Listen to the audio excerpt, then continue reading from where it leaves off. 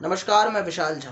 बाबा रामदेव यानी कि योग गुरु न केवल देश में बल्कि विदेशों में भी बाबा रामदेव ने हमेशा ही भारत का सर ऊंचा किया है। लेकिन इन दिनों एक आपत्तिजनक बयान देने के कारण सुर्खियों में आ गए हैं। बाबा रामदेव ने एलोपैथिक मेडिसिन पे जम के भड़ास निकाली और कहा, एलोपैथिक मेडिसिन के कारण ही लाखों जान देश भर में गई और एलोपैथिक एक स्टूपिड साइंस है। पहले एंटीबायोटिक्स फेल हुई, फिर हाइड्रोक्लोरोक्वीन फेल हुई, फिर रेमडेसिविर। अब आप देखिए उन्होंने क्या कहा। स्टूपिड और दिवालिया साइंस है कि पहले क्लोरोक्वीन फेल हुई, फिर रेमडेसिविर फेल हो गई, फिर एंटीबायोटिक्स इनके फेल हो गए, फिर स्टेरॉइड इनके फेल हो गए, प्लाज्मा थेरापी के ऊपर भी कल बैन लग गया और इवरमाक्टिन भी फेल हो गया और जो है अभी एक बुखार के लिए क्या दे रहे हैं वो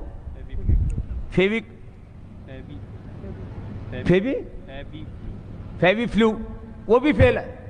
जितने भी दवाएं दे रहे हैं, फिर लोग कह रहे हैं तमाशा हो क्या रहा है।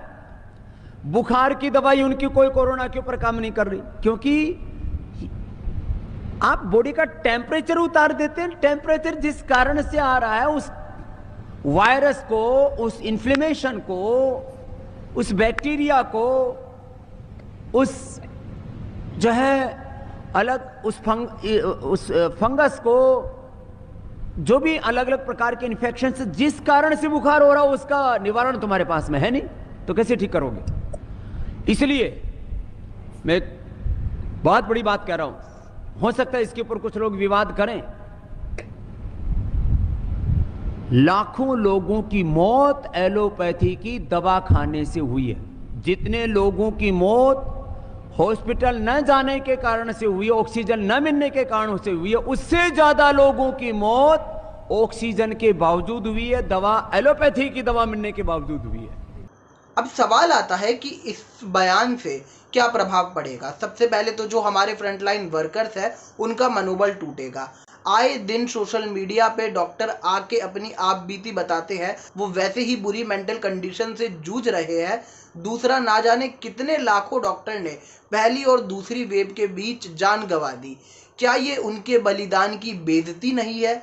तीसरा, बाबा रामदेव को हजारों लोग अपना आदर्श मानते हैं। सोचिए इस बयान का असर ग्रामीणों पे क्या पड़ेगा। वो अब तक वैक्सीन को लेकर शंका में है और अब ये नया बयान तो सोने पे सुहागा। इससे पहले भी बाबा रामदेव ने कोरोना पीड़ित को तंज कसते हुए कहा था, पूरे ब्रह्मांड में ऑक्सीजन है, बावड़े क्यों भटकता है सिलेंडर के लिए।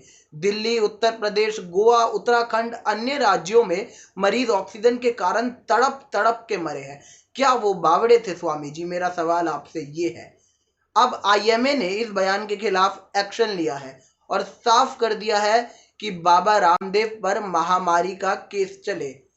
केंद्रीय स्वास्थ्य मंत्री हर्षवर्धन ने भी बाबा से कहा कि बयान वापस ले, इससे हमारे कोरोना योद्धाओं का भरोसा टूटेगा और महामारी एक्ट बाबा पे लगेगा।